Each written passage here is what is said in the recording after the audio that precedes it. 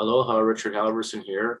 This is ICS321, and today is Friday, February 26th, and this is like the 8th. This would be, I guess, the 8th video of the semester. So we're in the middle of writing SQL statements. So let me share my screen.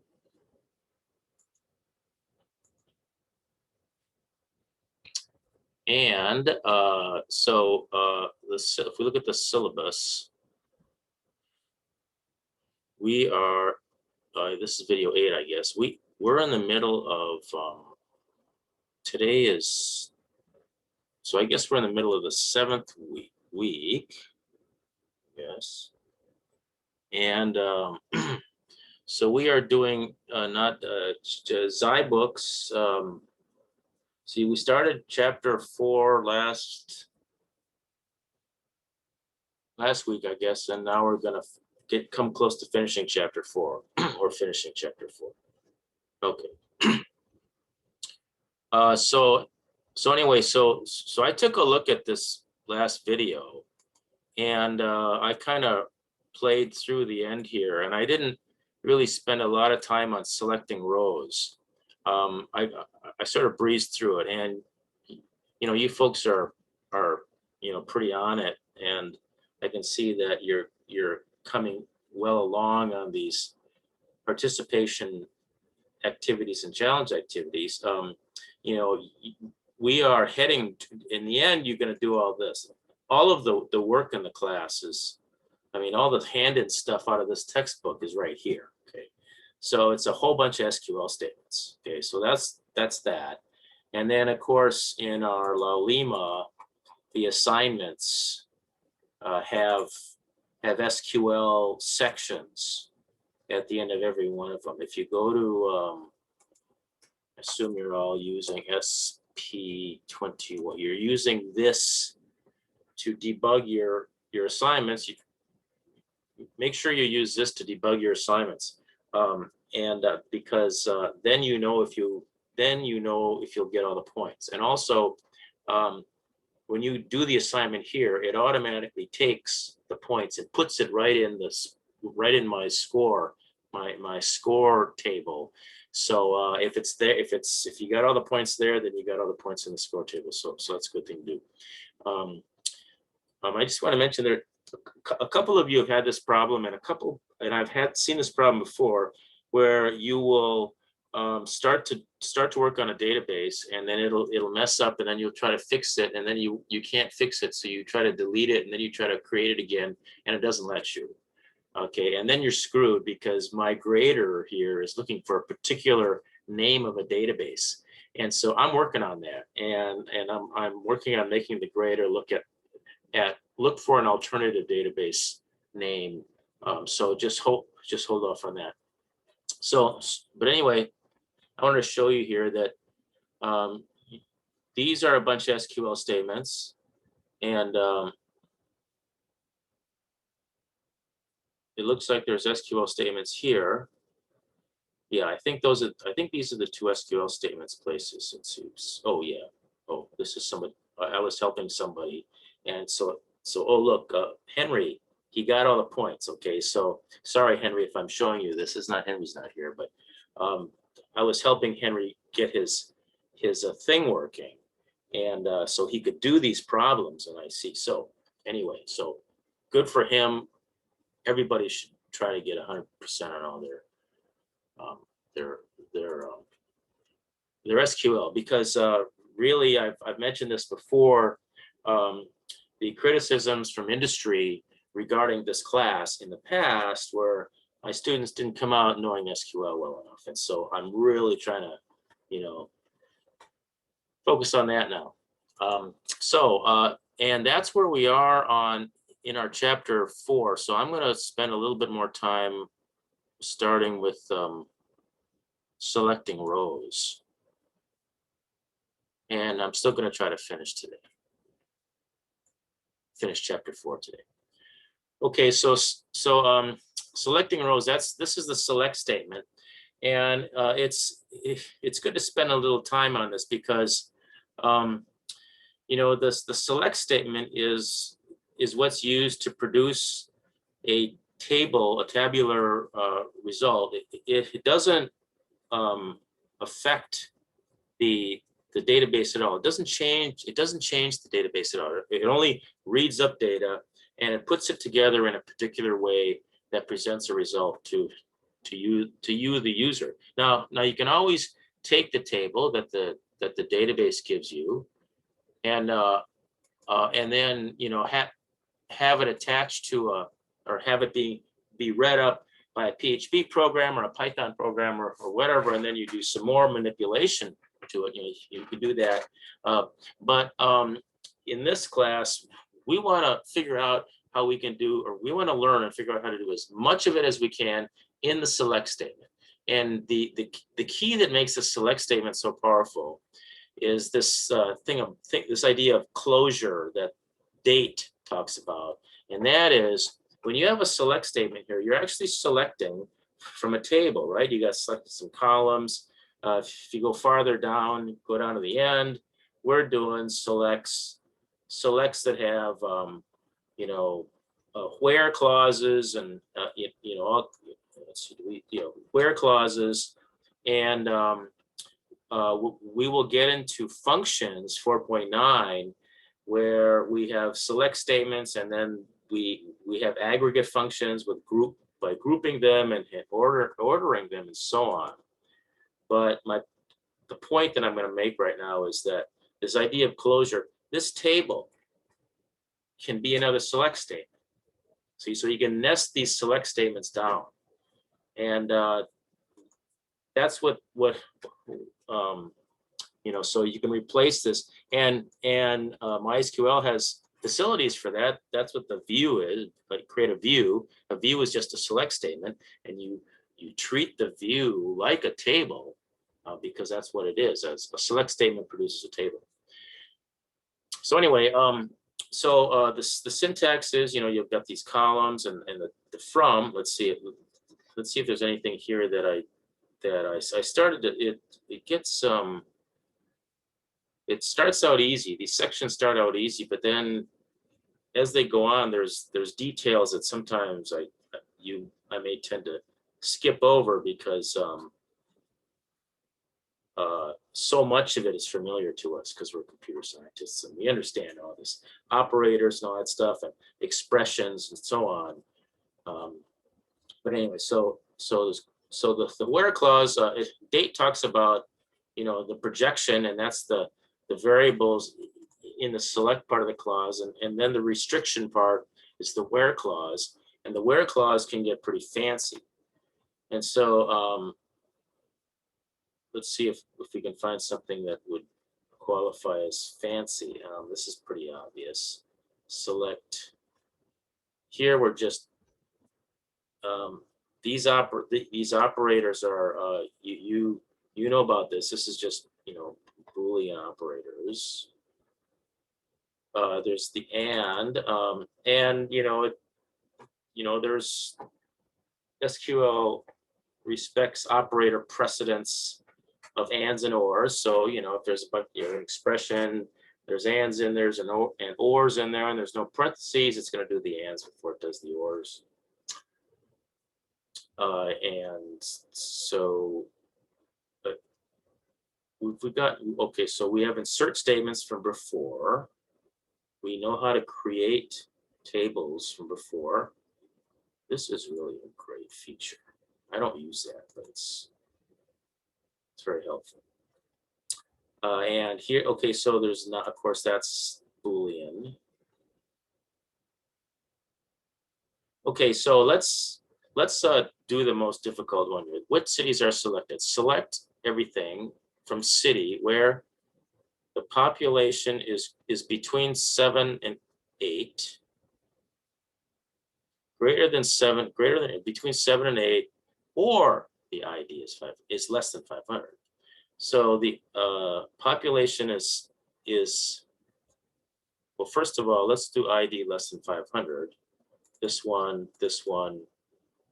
Okay, so it's going to be the first two no matter what. And so it's going to be the first two plus it's going to be population between 700,000. So that would be, this one looks like. So it's going to be it's going to be Rio de Janeiro, Manchester, and Delhi. Rio de Janeiro, okay, is that? Yeah, okay.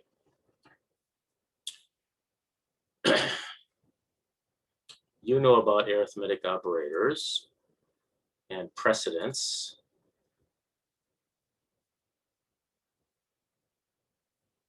You know, arithmetic operators have precedence over these relational operators. Obviously, I should. Wouldn't make sense if it didn't. So yeah, you can do this, can't you? Okay, okay. So what values are returned? Balance plus payment. So I guess it's going to be for all the customers. So it's going to be 2,400. It's going to be the first one. It's not this one, because the first one is 2,400 because it's balance plus payment, and it's more than one. There's no restriction. The projection is one. There's one of them, and which is the sum of the two, and then there's no restriction. So it's all four of them. So it's this one. Yeah.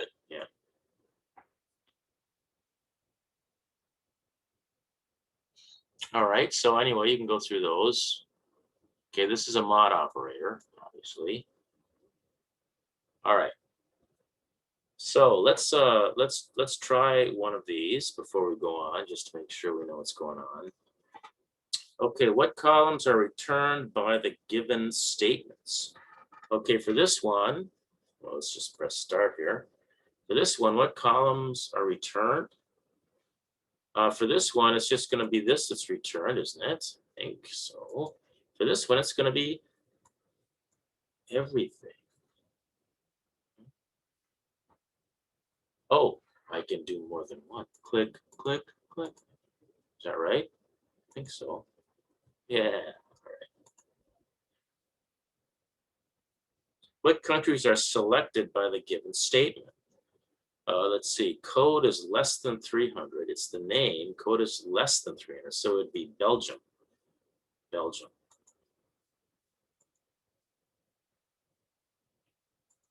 So anyway, you should be able to do these. They're pretty easy.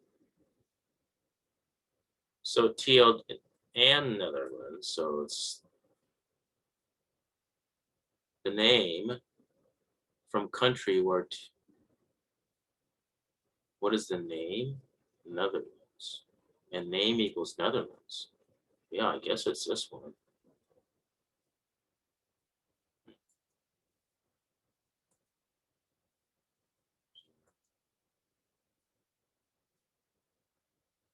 So anyway, you can do those. Let's see what's now. Now there's getting a little bit more interesting. Okay, so there's null, and you know, null can really mess things up in a where clause, because null, it's didn't we? I think in this book we discussed the operators, the operations when you're using null, and so you need to be able to test for null. If there's going to be any nulls in your expression, in your where expression, you need to test for them, and make sure you consider them, because other kinds of operations are sometimes indeterminate. Okay, so two operators that are used to test null, it's these: is null or is not null. So it contains two null values. The null for in the data has not achieved anything. Okay, so select it where where this year is null. Okay, so this one is null. Select where the population is not null. That'd be these other two. Oh, population is not. That's all of them. I see from this one. So that's pretty obvious. You should do it so you get the points. Click through it to get the points. Okay, select songs with null values given the SQL statements. modify the select statement to select only songs that have a null title or a null artist. So I'm supposed to change this. That's right. They want you to put a semicolon after each one. So they want me to change this and put a where in there, I suppose. Where what title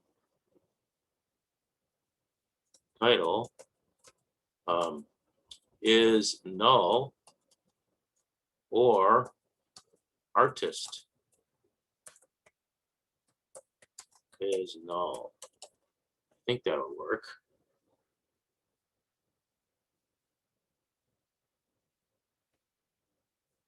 So here the artist is null, and here the title is null. Another title is null. Okay, run.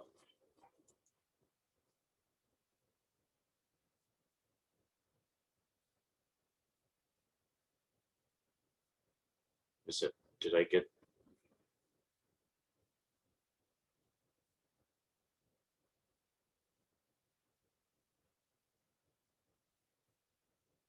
Did I get the points? Yes, I did. All right. So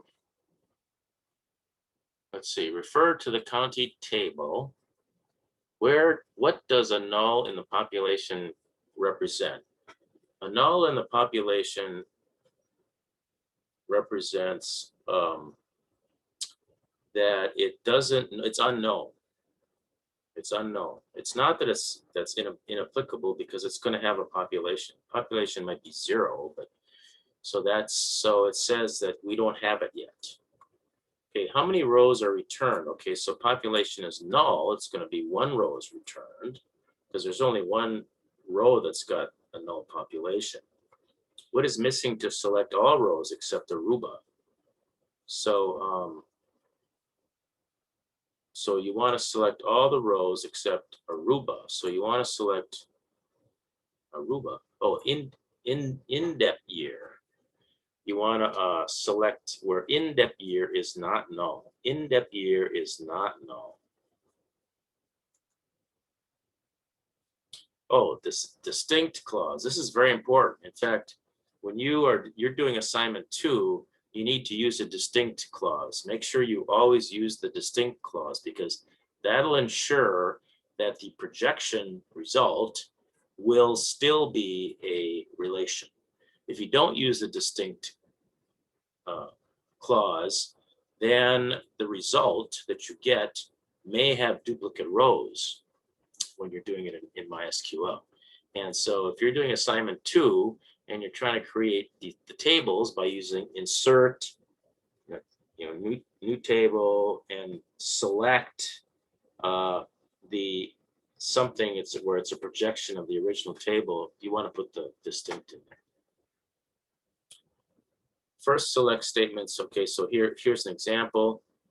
So when you don't use distinct, Spanish is in there twice because Spanish is in here twice. And, Spanish being in here twice is not a problem in this table because there's other columns that make the row distinct. So this is a perfectly fine relation here. But when you project just the language into a new relation, it is a problem because you can't have duplicate rows. All right. Okay, what was this? Oh, I see. We're supposed to look at this and match it up with. So this one right away there's not going to be a distinct, I'm guessing. So it's not going to be, could be, there's only one result. So it must be this one here, yeah, because there's no distinct and there's only one select field. This one is got only one. So, oh, look, it's just like this one, except for it's distinct. So it must be district. District must be this one. Anyway, so you can finish these up. Oh, the in operator. Yeah, the in operator is a pretty valuable operator. you can ask if something is in a set of, and a set is, you can you specify the set this way. Now there's a limit, but maybe it's 1,000 or something. But I've fiddled with this before. At least a few years ago when I was fiddling with this, I got up to about, I think it was like 1024, and then after that it just dropped off. It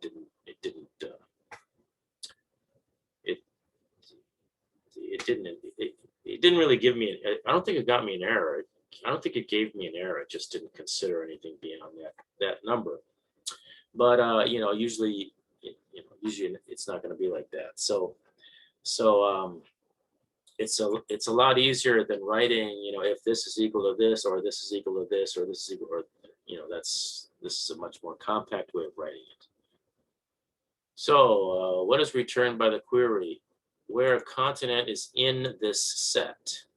So the continent is in this set, and what are we returning? Names. So it's going to be Asia, Europe, South America. Asia, Europe, and there's no South America, it appears.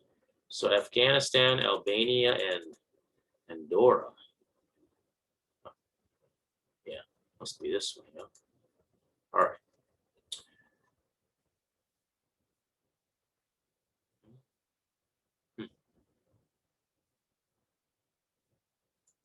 Can you do that? I guess so. Code. All right. AGO. Is it name AGO? Is it Angola? Yeah. Okay. What is returned by this query? It's just a name. It's a continent. It's not in these. Asia, Antarctica, and Europe. Asia. Yeah. So it's going to be Aruba and Angola. Aruba and Angola. All right. The like operator is also very important. You can. It's sort of the kind of like a regular expression kind of thing. Very minimal way though. When you use the like operator instead of the equal sign, this is test equality. Is this equal to this? And it's strings. It's strings, and so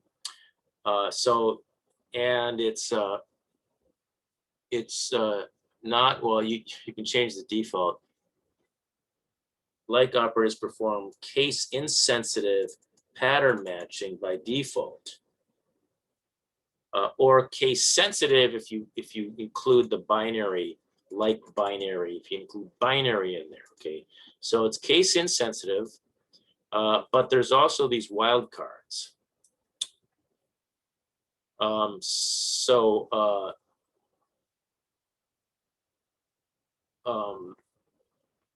The wildcards are, you can have these percent sign and an underscore. A percent sign is any number of characters, and that includes 0. Okay, so L%T will match these. It'll match this, where percent is nothing. Here the percent is O, lowercase o. Here percent is IF, and here percent is OL space CA. Okay, and so it fits. It fits that using the like. Whereas if you put an underscore, it's got to be exactly 1 character. All right, so lots of ways you can use like.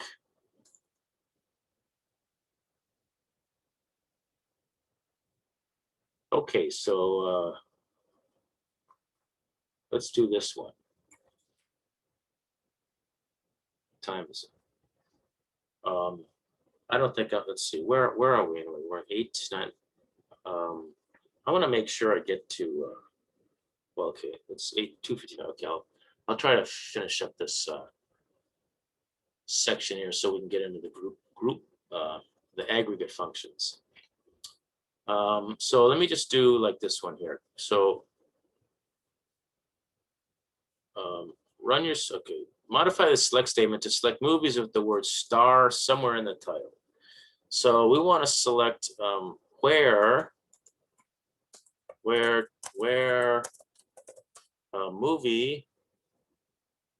movies title, where title is like what? Star. Star in the title. So how about percent star percent? How's that? Star somewhere in the title.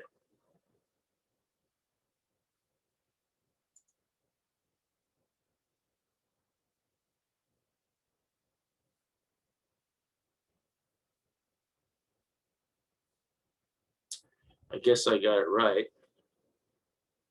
Okay, so you can do this, match the like statement with the matching language. You get these two. It's a language that's coming out, and this language is this one and this one, and they both are COL. Oh, but this one's also COL. Oh, they're both percent of 0.1.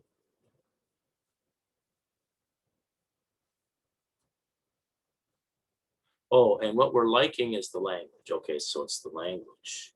Oh, we aren't looking at any of these other ones. Never mind. It's just the language we're looking at. So we want this one and this one. So what do those have in common? They is it R and N? No. CHA, one is no. M something, or percent M, no. Percent, I bet it's this one. Because there's something and then an R and then something and ends in an N. It ends, okay, so it's got to end in an N. See, both these end in an N. And they both have R's in them. So this is this one. All right, well, you can figure out the rest of the other ones. That's pretty clever. At the very end, you can put an order by, and and you can put as many as you want, and primary, secondary, tertiary sort, and going up or down. If you put the DESC right after it, it's going down like this. So it's descending order. So like, for example, what's this one here? Let's do this one. We want it to display out this way.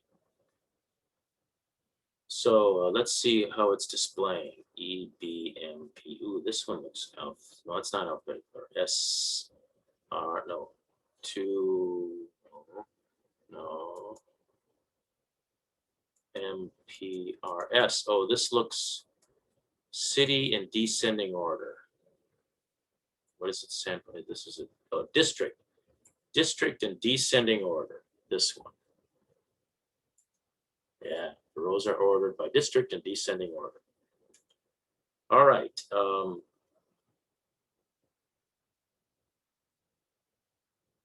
Okay, you should, well, I'll just do one. Start. What am I supposed to write? Complete the grid to select all the rows for which the area is known. Select everything. Country. Oh, area is known. So it's area is not known. Area is not null. Yeah. Okay. So you can do the rest of these. So select unique country codes. So unique country codes. Unique. Oh, well, I guess you probably don't have to put distinct, but I would. You probably won't get points off if you put distinct. ISO code 2. Distinct country codes for countries with area greater than 5,000, 50,000. Now it says write the most straightforward code.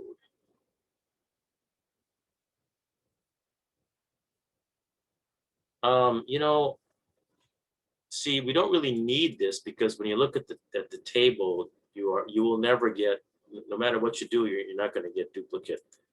And in fact, this is the key. So I tell you what, I'm going to take this out. If this looks like the primary key of this table, and then the primary key is going to be unique. So if all you want is the primary key, you're never going to have to use the distinct. Let's see if I'm right. All right. Returns only. Well, anyway, you heard my argument and my logic. Okay. So you can do the rest of it. Okay, let's move on to the functions. It's 3 o'clock.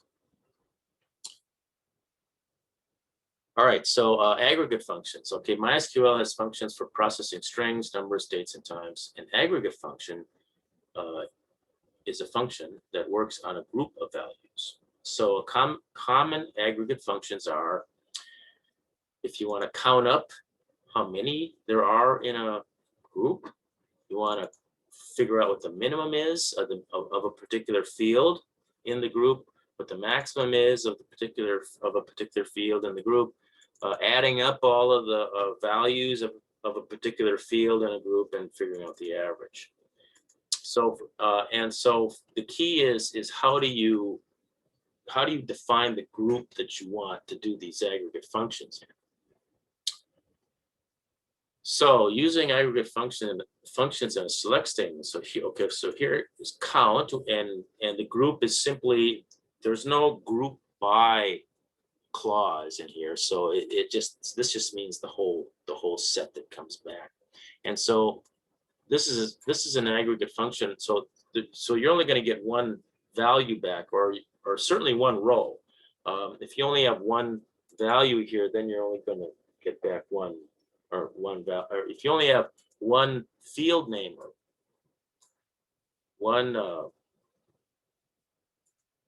one field in your select clause, cool it down there a little bit, then you're only going to get you're actually going to get a scalar value. All right, so min, the salary, so it scoops up all these and gives you the smallest one, and average will scoop up all these and give you the average. So it's these are these aggregate functions. Okay, so choose the correct select statement that returns the given results from the auto table.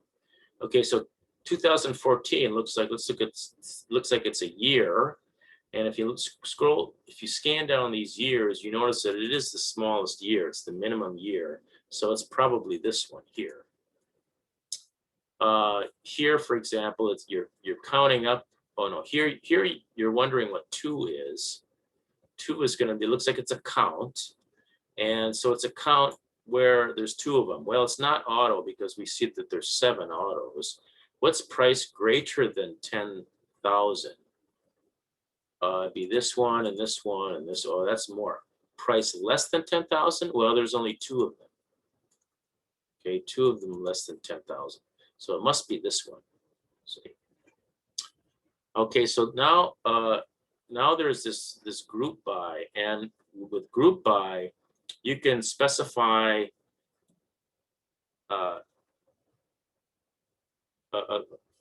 the group by clause groups rows with identical values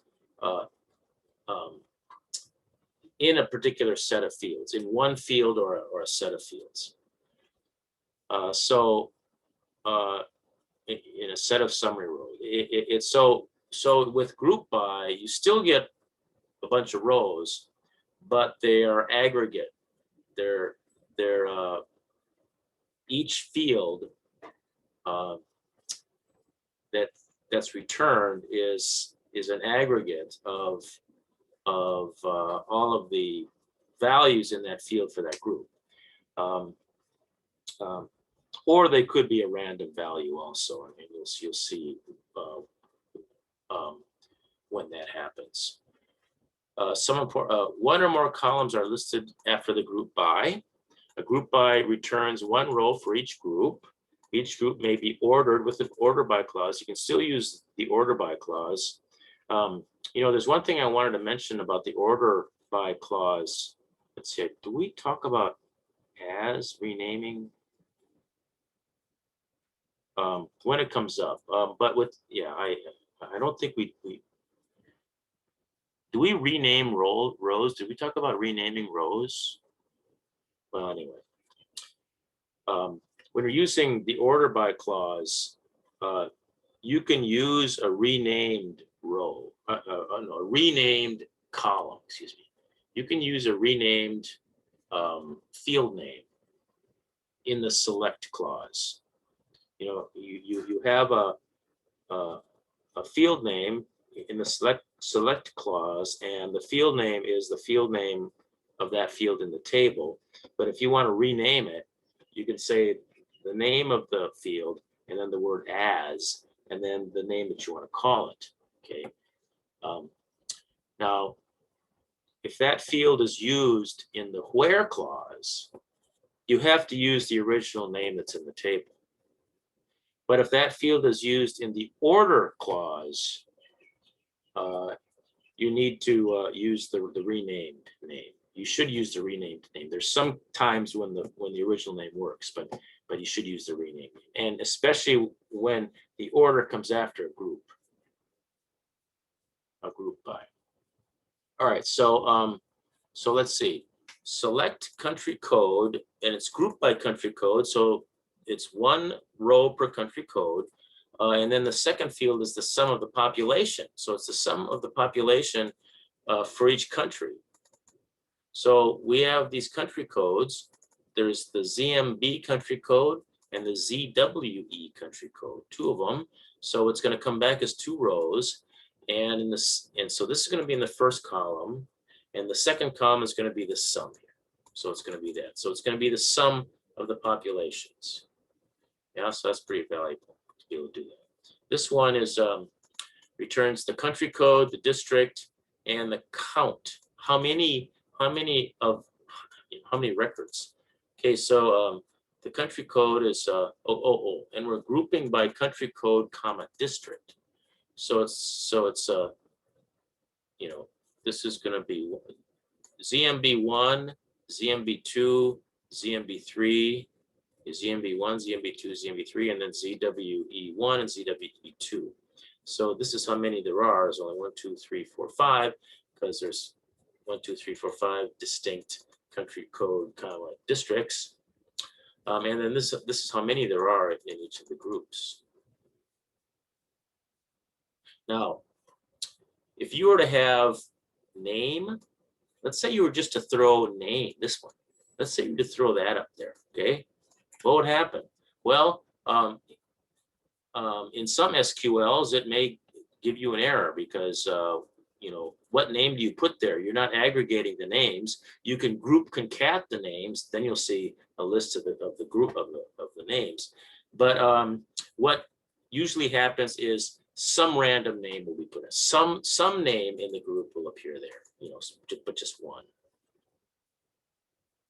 All right, so the having clause is like a where clause. It's a restriction, but it's a restriction that's on the grouped records, not on the individual records. So here we have, you know, select the country code and the population from the city, group by the country code, and then only output those grouped rows, records, or those groups where the sum of the population is greater than 2,300,000. One thing you can do here is if you don't like this, you can say some population as, you know, SP, and then here you can just put SP, and that's what I mean by naming, naming a row. And so here we're using a having afterwards, where we only want to display out those rows or those groups that have where there's more than where there's two or more in the two or more cities. All right, so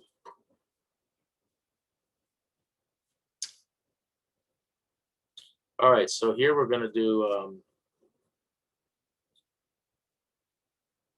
add a new okay. Given the SQL statement creates a song table and insert some songs. Select statement selects the genre and the row count for each genre group.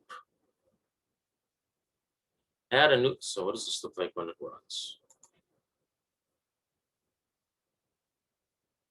Oh, it's going to give me an error, but I want to see what. Okay, so this is what it looks like when it runs now. How come it's giving me points? I didn't even do it yet. Add a new column to the select statement, which uses max to find out the most recent release year. So to the select statement, so I do max, parentheses, year. Is there a year? It's a release year.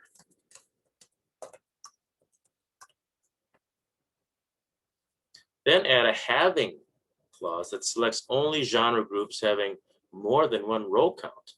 Okay, so having.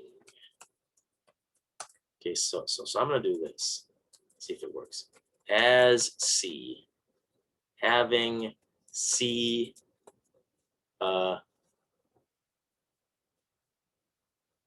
greater than 1. See if this works.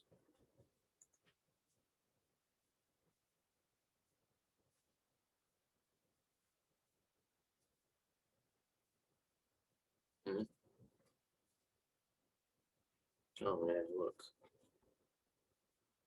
Oh, this is what the database is. And here, see, there's my C. That's pretty cool. Oh, this is pretty amazing, this textbook. All right. Anyway, let's see what the instructor's only solution is. Yeah, that's what I had pretty much. All right. Group by and having clauses. Choose the correct select statement that returns the given results from the auto. All right, so let's do one of these. Let's do one. Which one should we do? Let's do this one. So we wanted to produce this table. So it's a year and it's a, what is a compact? Type. Year and a type and a price. Year, type, price. Year, type, price. Year, type, price. Group by year. No, can't be grouped by year because look, there's more than one of a year. Oh no, never mind. Oh yeah, it can't be grouped. It's got to be. If year is in the group, it's got to be more than just the year, and so it's group type. Okay, so if you look at year and type, that's unique. In each row, year and type is unique, so it's got to be this one. And see, the problem with this one is doesn't have the type. This one has the type. So anyway, that's the answer.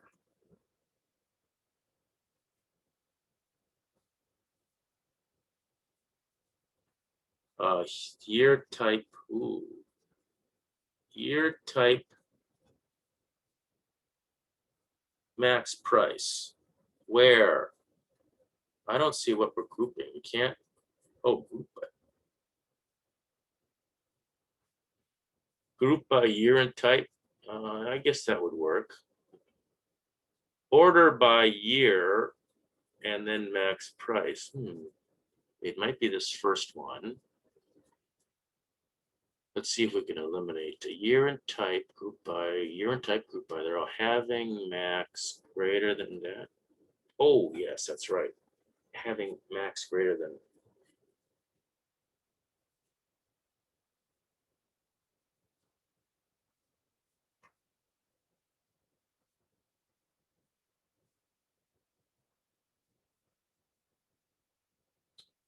Year type, max price, auto, year type, order by year type. Oh, wait a second. You can't, this is an illegal statement. You can't have the order here. The order's got to be after the having. So it's got to be this one. Let's see what it says for this one. Having clause must appear before the order by. All right, okay. Numeric functions perform useful calculations when doing beyond simple addition, subtraction, or multiplication. So there are all these functions in there too. These can be in the select statement, I guess. They can be in the they can be select statement. Probably be in the where clause also. Sure. So that's pretty nice. Of course, that's that's just more computer science stuff. And there are these string functions. What you'd expect. This is a real important one, concat, because this is how you concat. In programming languages, it's a plus sign. It's an infix operator. So it's something plus something, or something period something, or in Excel it's something ampersand something. Whereas in MySQL there's no infix. So you have to use this prefix function representation where you have the function name and then the things you want to concatenate. Now you can put as many things in here as you want. You can, if you want to have a bunch of, if you want to put a sentence with words, you can put spaces, quotes, strings and quotes, and so on, like this. See, or fields or expressions, so that's fine. Make it lowercase. In a string, replace this to this. Grab a substring, typical substring or substr, position and length, a substring function. Trim, a lot of languages have trims. Nice, you can trim the leading, the space, white space on both sides of a string and make it uppercase. So this tests your understanding of what I just said. This would be ID equals 1. ID equals 1. You're going to put super in front of the name. So it's superlink. So what's the salute when it's super space link? Yep. All right. There's nice date and time functions. So those can be in expressions. Okay, so those are other functions. These last ones were not aggregate functions. These are just regular old additional functions. Okay, but the ones up here are aggregate. Okay, what's next? Let's go to the next section. Subqueries. Okay, here we're talking about closure, inner queries. Subquery is sometimes called a nested query, or an inner query is a query within another SQL query. The subquery is typically used in a select statement's where clause to return really? Okay, where clause, yes. That's right, it is. It's often used in a where clause. So it looks like this, see? So yeah, I guess with subqueries, this is what you're doing. So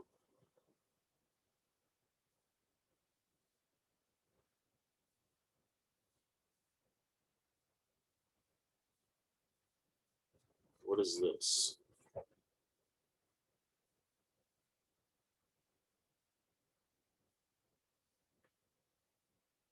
What is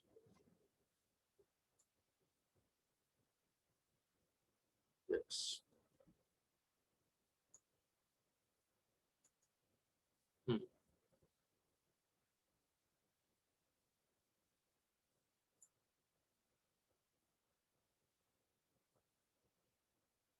Okay, let's see what this does. Okay, we have a table. No, we have a query. That looks like, oh, I see. Oh, okay. That other thing was confusing because they already had the percentage number there. And this, see, this is an example of a select statement that's going to return a scalar value. And so it's going to select, it's going to return one value, and or it's going to return one column or one field. And by gosh, you better make sure that this makes it so it's going to return just one row. Okay, so one row, one column is a scalar value. And so that scalar value can be used in this expression here. So that's what's going on. All right, that makes a lot more sense. Okay, so that executes, and it's going to end up being this. And so then it's going to get the percentage out of that, and it's 5.3. So the 5.3 goes there. And so now we're doing this outer select statement. Do that select statement, all of them where the percentage is more than 5.3, and we get these last three here. But we only want the language and the percentage. So that's what these are. So here we're looking for, all of the languages where the percentage is greater than Dutch. What are all the languages that are more, where there's more higher percentage than Dutch? And that's what this would be. What's next? Okay, here we're using the in operator. So the subquery is select the code from a country. Oh, see, it's the in. So this can return a set. This can return more than one scalar. Okay, but they all have to be of the same type, of the same field. So this is going to return a bunch of codes, and so that's going to be treated as a set. Europe is, there's two of them. It's going to return ALB and A and D. And so the country code in ALB and A and D, and see what that is. It's going to be ALB and D, and then it's going to execute that, and it's going to display that out. Isn't that cool? Times 1020, 323. Okay, so here let's. Where are we? Subqueries. Oh, good.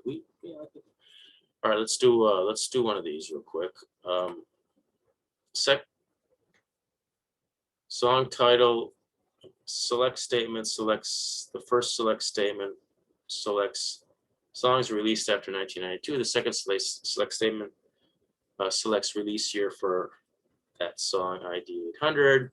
Create a third query that combines the two existing queries.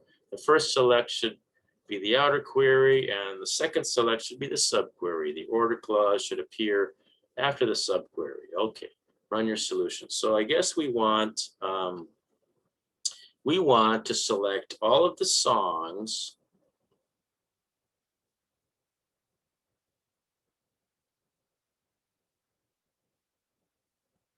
where the release, I bet we want all the songs where the release year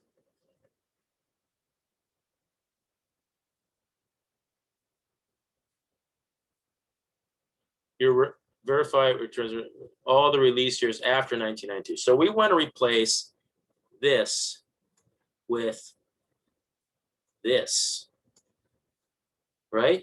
Sure, why not? So I'm going to do that. I'm going to take this copy. I'm going to put it down here. Paste. And then I'm going to take this. I'm not going to use it. Exclamation point. Copy. Then I'm going to do this. I'm going to do parentheses, paste, and parentheses. Tell you what, I'm just going to do this. Oops.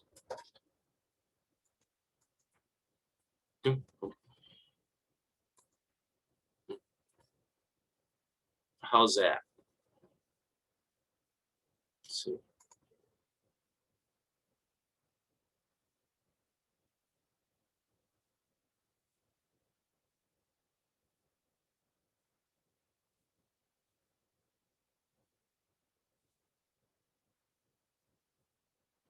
What is this supposed to say? Tell me what the result.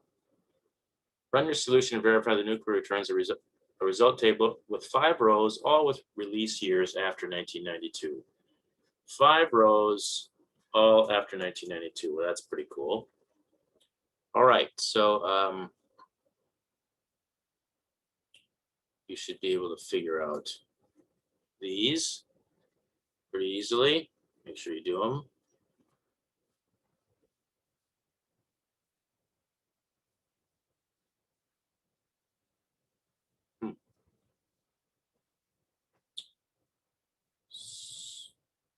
An alias can help differentiate columns.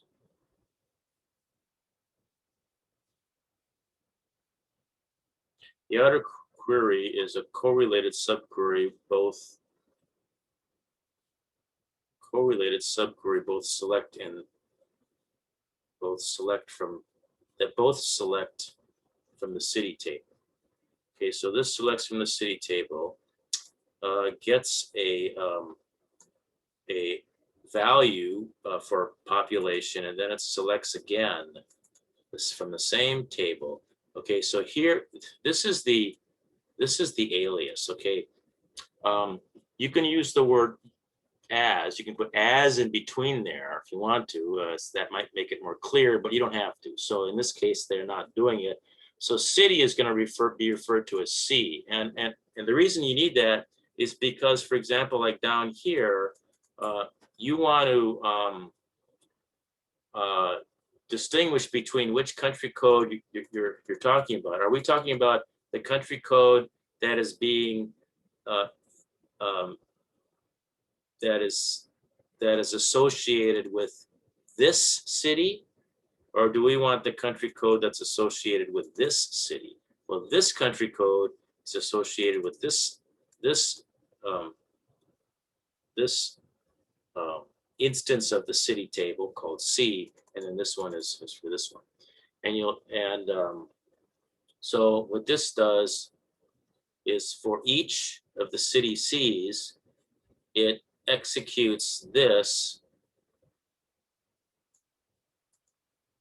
which gives a value here, and then this where clause is able to figure out whether it's true or false. So let's it's pretty interesting, isn't it? How far are we? X exists. This is for, oh, okay, so this, oh, all right, so this is where if there exists something, all right, in subqueries. So let me just go back. That looks like that's about it. But what's complex queries? Let me just quick look at that.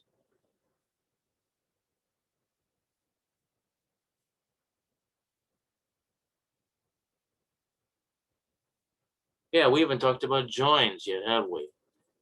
All right. Well, we're gonna have to have one more class for this, because I got to tell you, we got to talk about how joins are